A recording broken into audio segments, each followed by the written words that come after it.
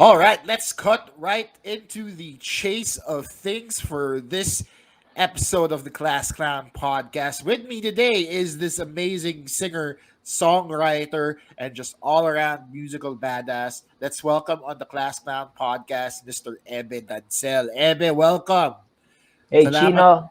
salamat Chino, sa... thanks for inviting me to Class Clown. No, I thank you appreciate it. for agreeing kasi itong malit na show ko, just nabubuhay lang to sa mga pahingi-hingi eh. So, I'm so glad that you were able to provide us time Oh, to you're talk not to paying us. me?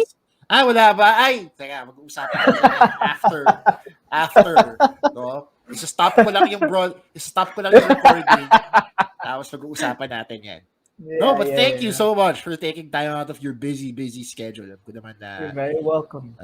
you have a lot on your plate right now. Sir, okay, so first of all, Ebe, I wanted to invite you here on the show kasi I am first of all, fan of your work and yung mga songs na sinusulat mo, hindi hindi siya the happiest of songs eh. Pwede po bang sabihin yan? Is that Yeah, you I know, think that's an understatement. di I do ba have lahat? happy songs, though, Yeah. I believe. Oo. Yeah, meron, di ba? Meron naman, di ba? But then, at the same time, a lot of people who listen to your music kasi gusto nilang umiyak. No? Or, di ba? Or, sa Lumabas akin, lang kayo ng bahay nyo. Ayan. O magbasa lang kayo ng news. Yes, there's something. So, ikaw ba, natural inclination mo ba yung magsulat ng love songs or ng songs for the broken-hearted? Is that what you naturally gravitated towards? Do I answer that? I I was I was a strange child. I didn't talk much, and in school, I was that guy who didn't have any friends, who'd eat alone. I was that guy. So, thus people thought I was weird and different. But early on, kasi I learned to accept na eh. Parang, oh, so I'm not like everyone else. That's okay. I'm not gonna focus on that. I'm just gonna do me. So instead of like talking too much, I gravitated to writing. Period. Now, what I was going to write about uh, wasn't really determined until I felt something. I felt the need to write. What was on my mind, or kung ano yung nasa subconscious ko, kung ano yung napapanaginipan ko, kung ano yung mga kinukwento ng mga kaibigan ko sa akin. I actually enjoy listening more than talking, because God knows I've talked enough on stage for one lifetime. Right. So, yun na, sabi mo na as a child, you already had that inclination, di ba, to start writing. So, was that where I assume the songwriting and the playing of the instruments started? Oh, Bata the pa lang? playing of yes, but that was mostly influenced by my brothers. My Okay. brothers learned how to play the guitar. Parang humihiram lang kami sa kapitbahay. So, pag wala sila sa rooms nila, I would go inside and just mimic everything that they would do on the guitar. And then, after maybe a year, humiram sila ng keyboard sa kapitbahay ulit. Salamat pala doon sa kapitbahay ko. And then, when they go off to school and I'm at home, so I play around. And then, I learned the basic chords just by looking at the song hits. Because the song Oo. hits, kids, very interesting concept yung song hits. So, hindi kasi baka hindi na naabutan ng bagong generation. Hindi, don't worry, Sir Ebe. Lahat ng nakikinig nitong podcast nito, sure ako naabutan na yung song hit. Okay, so di ba may... Hindi to podcast ng mga Gen Z eh. Let's put Alright, it that way. alright, okay, that's good, that's good. Now,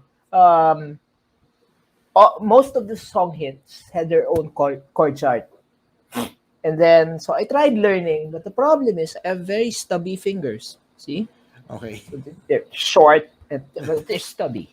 So instead of playing chords the prescribed way, or what the chord chart was teaching, I had to like be a little bit more creative para ergonomics. ergonomic. Okay. So my G isn't your usual G. My C isn't your usual C. So Okay. on, so forth. But I was so determined to be able to play all of the chords that I had to, improvise a bit. So, yeah. Right. So, dun sa different, kasi ako, di tone deaf ako eh. Hindi ako musically inclined. Pero, with the way you're describing it, yung different style of playing nyo, naka-impluensya din siya dun sa different style of songwriting nyo. Tama ba ako? I don't know. Probably. May relation naman lagi ang words and music, especially when talking about, apologize about that. Let me turn this off. Uh, Especially when you talk about songwriting, it's the marriage between words and music. Okay. But dun sa finger ko, minsan nagkakamali lang ako ng strum. Tapos parang, oh, this is interesting. So, Oh, early on, talagang yung imagination ko was at full blast. So parang, wow, wow. so many things to do. Unfortunately, I got stuck doon sa level of playing na yon. Hanggang ngayon, ganun pa rin ako tumugtog. So I don't know all the crazy chords, the diminished and the augmented. And I'm not musically trained. I don't know how to read notes. I don't know how to read tabs, which is kind of sad for a guitar player. But yun nga, early on kasi I've learned to rely on myself, Wow. uh, trying to learn the instruments. And then, Wow. nagsisimula lahat yan guys sa ano eh. Like you, dati hindi ko pa alam ang ibig sabihin ng piracy. So I would wait for, kasi wala akong pera pambili ng cassette tape ng paborito kong artist. So ang gagawin ko, tatawag ako sa radio station, kukulitin ko sila until they finally agreed to play my request. So sometimes I would wait anywhere between 10 minutes and an hour. Depende sa level of kakulitan ko. Like if maybe minsan wala sila sa mood, just so I'd stop pestering them, they'd play the song. So what I would do is I would wait for the song to come on, had a blank cassette tape, which was 10 pesos as opposed to the 150 na cassette tapes. And I would hit record. Yun. Alright? So, pag nakuha ko na yon, kaya ko na siyang ulit-ulitin. Kahit ilang beses kung gusto. So, in the process, I learned how to play the chords. Tapos makikita ko yung relation ng chords themselves. Saan ka galing, saan ka papunta. May point lahat yan eh. They're not just random notes or so there's always a specific theory behind every progression, no? So which is sad these days because some people email me, message me, pengen naman ng chords ng ganito, ng ganyan. That sucks the fun out of learning the song. Right. You know, if you really wanna play it on the guitar, you learn it yourself. So, ang ginagawa ko, mag-abang ka din with your cassette tape sa radyo. Wala na nga eh. Spotify na lang. Isang YouTube na lang. Isang click, you're there. Click, you're there. So, I would give them the first chord. O, start with the G. Tapos sir, tapos sabi ko, abay, the rest is your own experience. Right. So, go live it. Right. Meaning, stop bugging me about chords. I gave you the first one. Figure out the rest, then God bless you. So, I guess yung approach nyo with this, with how you learn musical theory, how to play, etc., yan din yung napapasa nyo dun sa mga na-mentor nyong mga songwriters. Tama ba ako? Because you also do that, yeah? Fortunately, yes. No, fortunately. I am actually A&R manager of a new independent label called Whitescope Entertainment. So we're an independent outfit, and we've been signing up some musicians. Then I would produce them. So everything from the conception ng kanta sa kanila galing yun. Pero how to go about it, yun. Mag-zoom kami. Tapos parang, what about if you try this chord? What about if you try that word? Hanggang sa production, hanggang sa post-production nung kanta, involved ako. Tapos, dahil these artists are, at least half my age. Mga bata pa Wow. talaga. So, minsan magtatanong sila, "Sir, paano yung ginawa niyo doon sa kantang ganito?" Ganyan. So, I share what I can because I've also had very generous mentors before me, who came before me, like sila Ryan Kebiab, practically everyone from the Eraserheads and River Maya and Parokya, they were all my mentors. So, Wow. uh, I think I'm just doing my share also to pay it forward so that the information is retained. And sabi nga ni Mr. C, siguro mga 5 years ago, we were mentoring songwriters. Sabi niya, really the goal is not to make them as good as us. The goal is for them to be better than us because they are the future of Filipino music. So we must do Wow. everything that we can to share the knowledge that we have. Mm. Tama yan. Kasi I remember na nabanggit mo yung Filipino music.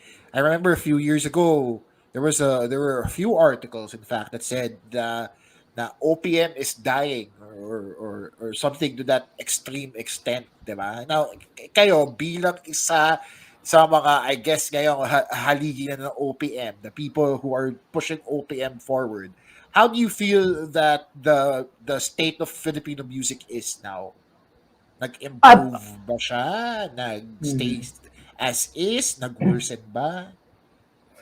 First of all, I wrote that article. Oh!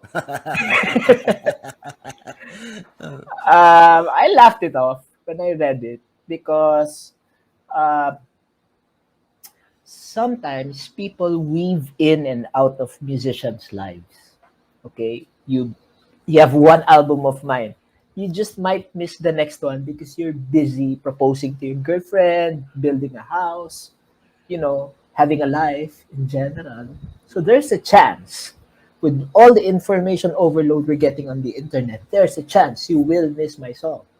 So I'm going to do everything in my power to make sure that the song gets to you. Sometimes I succeed and oftentimes I fail, but it does not mean that one has to stop trying. Now, with regards to the state of Filipino music, it is my opinion that it's just ever evolving. It's not more alive. It's not deader. It's evolving, and uh, like I said kanina, it's so easy to miss out on new releases because you go on Spotify. Every Friday usually may bagong releases yan eh. Which is basically what I do all day. I mine the internet for songs. There's like 1,000 songs a day from artists we've never even heard of. And I get to listen to some of them. And while what they're doing isn't groundbreaking, it's very interesting stuff. Kasi, the Beatles have done everything. Everything. Except Right. maybe jazz or trance or hip hop, But kasi kung nanggaling ka na sa Beatles, minsan it's so hard to have original ideas na because we are totally and completely influenced by our surrounding. So it's hard to present original ideas, but because of the fantastic music that came before us, it makes us possible to be inspired to present old ideas in an original fashion. Yes. So you guys kind of flip it, Oo. and then boom. Minsan nga, baliktarin mo lang yung chords ng favorite song mo. Boom, may bago ka ng kanta. Or maybe I hear one word from one song, and all right, and that sets me off. That sets the mood for everything. I get to write a song, the day or less. Wow. So, mabilis ba yun? First of all, is that how most of your songwriting starts? Like, yung sa Sugarfree days nyo, ganun ba kayo nagsimula when you started writing those first few albums? Or mahabang proseso siya? In the beginning, it was easy for me kasi wala namang basis for comparison eh. So, when we released Burnout, there was nothing in my, literally nothing in my catalog that sounded like Burnout, because I literally did not have a catalog yet. So yung first time, easy, mas prolific ako, I believe, when I was younger. But as I don't know if other musicians share this opinion, but as I grew older, I realized na parang maybe I'm sharing a bit too much of myself. I'm not leaving anything for myself. So I get to filter now what I say. And then the interesting stuff, I think, is what I don't say, which is what my friends and I talk about. Pag Yeah. tinatanong nila ako, kamusta ka? So, kinukwento ko lahat ng mga hindi ko kayang ikwento sa mga kanta ko. But in effect, songwriting has become a bit more challenging for me because you can only use this chord pattern so many times. So, you gotta figure out ways to uh, uh, get by. It's just like when I was learning the guitar for the first time, kunento ko kanina, I had to improvise a bit. And it's a little bit like that these days. It's harder, it's more challenging, also more fun. Right. Right. So, I guess after all these years, diba, that you've been writing songs, may nahuhugutan pa ba kayo mga sama ng loob, no? Emotions, or has the well dried up? Is it harder to write songs now than it was before? I believe the well will never dry up because as long as you keep an open mind and keep your eyes peeled, there's always something interesting about this world that will inspire you to make something out of nothing, basically. When I was a child and I had no friends, I would actually talk to myself. I would people watch and kunwari may dadaan na nanay sa anak. Tapos ini-imagine ko kung ano yung pinapag-usapan nila. May dumadaan na magnobyo, tinitignan ko yung body language ng lalaki in relation to the body language of the female. So, it never will dry up, I guess. I will just someday decide to not write. I think that's the only thing that's going to stop me. Wow, okay. Very, very thought-provoking din siya, no? Na you incorporate everyday observations in your songwriting. So, is it safe to assume na everyday observations importante din siya sa creative process? Oh yeah, we are defined by our environment. Uh, that's why nga now there's this clamor for new leadership because may mga nagsabi, this person does not represent me, does not represent what I stand for, and so on and so forth. Right. Yung bahay mo, how you are with your room, everything. Sabi nga sa akin nung college ako, we do not live in a vacuum. So that's one of the first lessons I learned. My first class in UP Diliman, that's what my professor said. You don't live in a vacuum. So just be mindful and keep your eyes open. And then you are bound to find something interesting.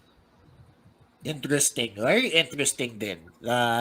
Nabanggit mo yung current state of affairs natin dito sa Philippines and what's happening right now. Because you're also known to be quite vocal, 'di ba, sa mga everyday ongoings, 'di ba, sa mga lalo sa political atmosphere. So, as a musician ba, do you feel like you guys play an important role when it comes to that? Like yung artist na nakikibaka, is that as important now as opposed to before?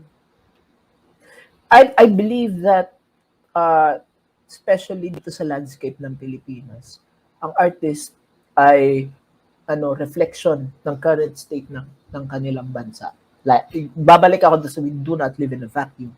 So, and then God has blessed me with an opportunity to have a voice. I will not use that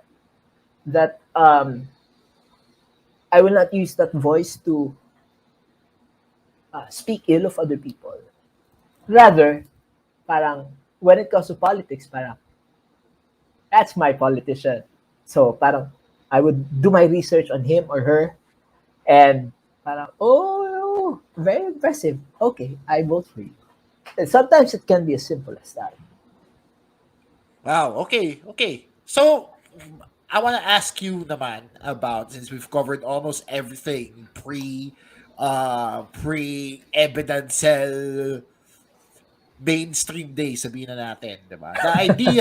The idea kasi of you guys, 'di ba? Nagsimula kayo sa Sugarfree as essentially an indie band, 'di ba? Yung banda sa mga bars and sa mga maliit na concerts, and then now you end up performing with your idols, with yun nga, yung sinabi mo, idol mo sila Parokya ni Edgar, idol mo sila River Maya, and then you also end up sharing the same stage with them. So, at what point did you guys realize na nag-turn na yung tide ng industriya natin?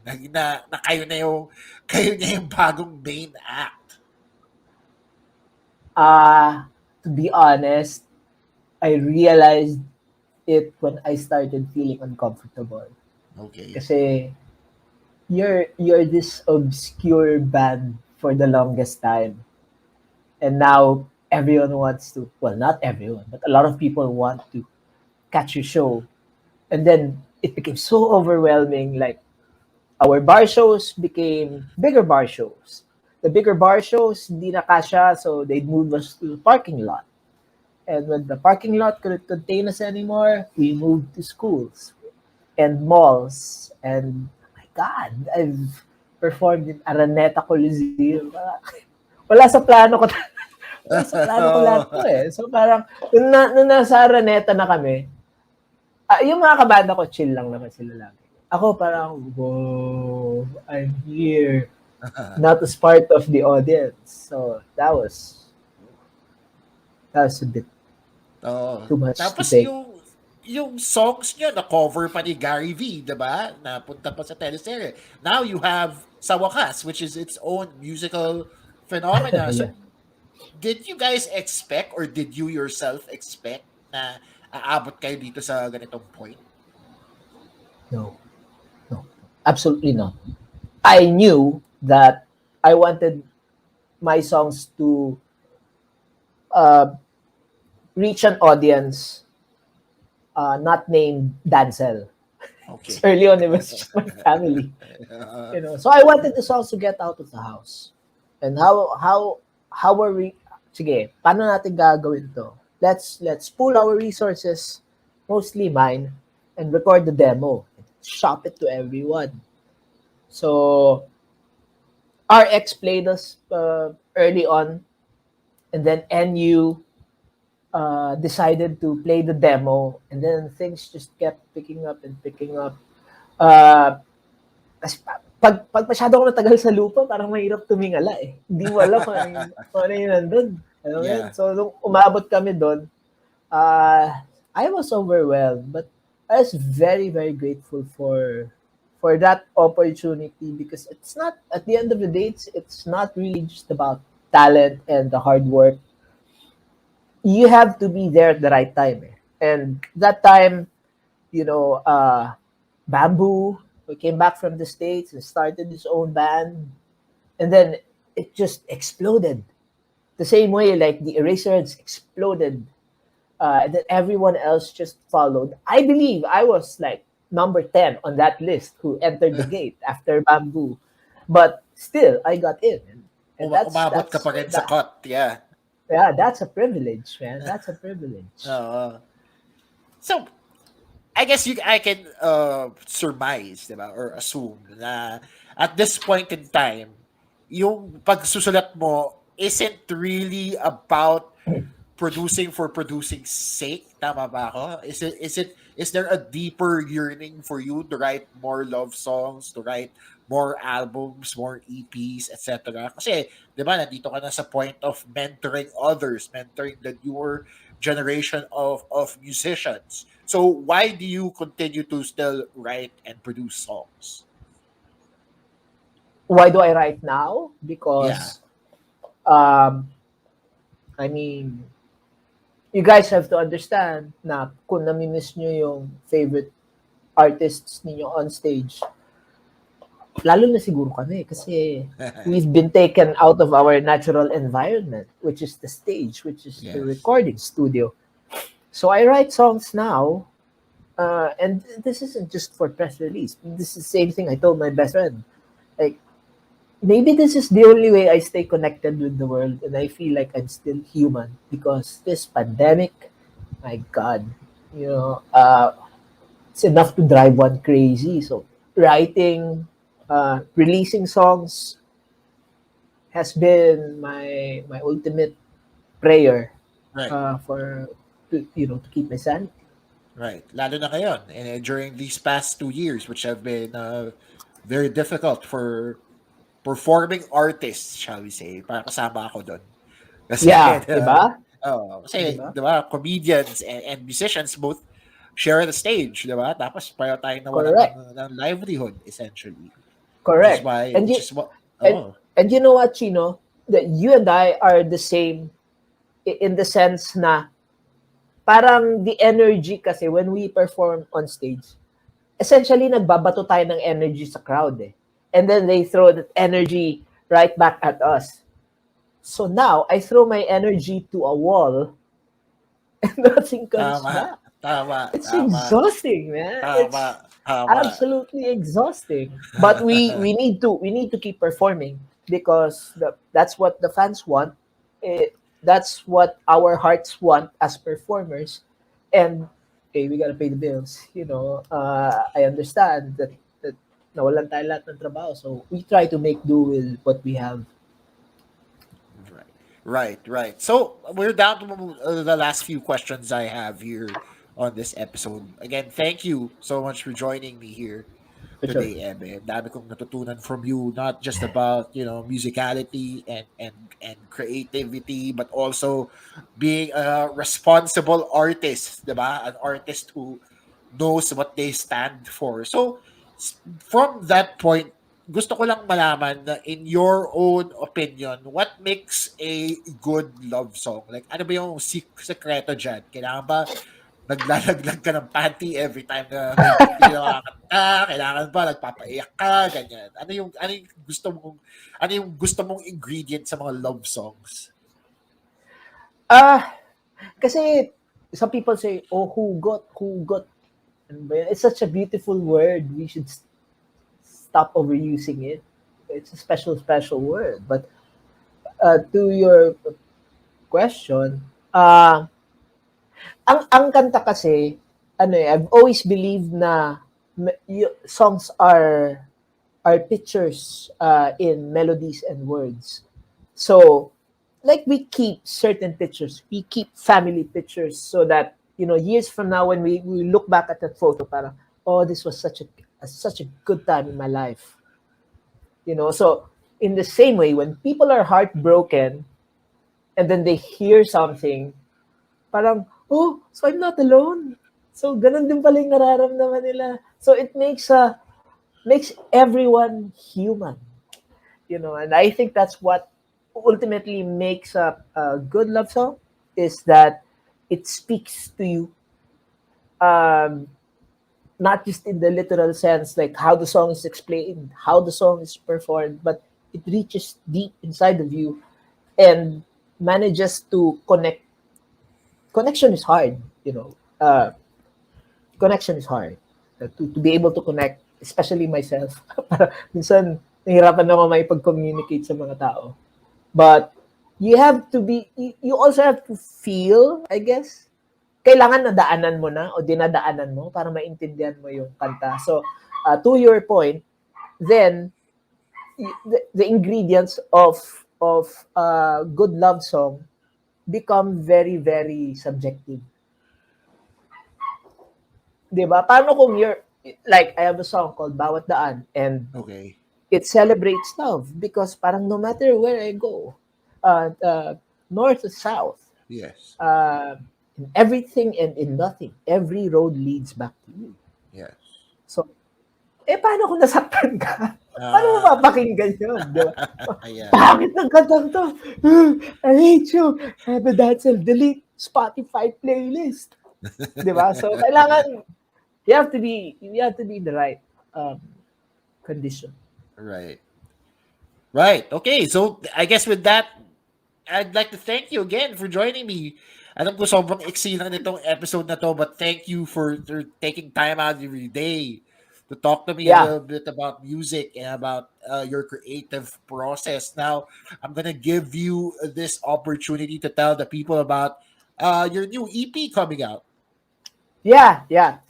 Mga kaibigan, I've been, since the pandemic, I have quietly released 3 songs. 4 na, if you count February 11. That is the date of my last single from from this EP produced by Rico Blanco. And we didn't just wanna come up with, random songs. We wanted it to be themed. So parang concept EP yung lalabas. Lahat ng mga kanta maririnig ninyo, wedding themed lahat. So there's the Wow. prayer song, there's a wedding vow, there's the first dance, and finally there's the song you play at the end of the wedding reception pag nagpa-fireworks Wow. na. So I do hope you the 3 songs, Manatili, Tanging Kailangan, and Huling Unang Sayaw, all of them are on your favorite streaming platforms. And Chino, I'd like to thank you for this opportunity because, like I said, it's kind of hard to release new material because you release something at 12:01, by 12:05 there's like 100 other releases that are flooding your timelines. So I'm going to take this opportunity to just invite you all to just check out the new songs. I know you love old songs. Pinoys are naturally nostalgic that way. But yung mga bagong kanta, mas challenging, pero mas masayang gawin. So I do hope you take time to uh, check those out. And also, our artists from Whitescope Entertainment, we have 46 Hope Street, Letrang Norte, we have City, Jam Quijano, Catharsis. All of them have excellent material that I think you would hindi masasayang yung oras ninyo kakapakinig sa musikang Pilipino. Not just wide scopes, but Filipino music in general. And be patient, guys, because we are all going to see each other. By hook or by crook, magkikita tayo ulit. And if you're registered, for the love of God, please vote. Get to know Yes. your candidates and vote according to Yes. your heart, according to your conscience, according to who you think will be able to guide your children in Yo. in the 6 year span. Uh, and uh, and while it's so easy to discredit other candidates and all, but I'd really rather just champion mine because my leader teaches me to lead with love and Right. compassion. So that's what I'm doing. And Chino, maraming salamat ulit.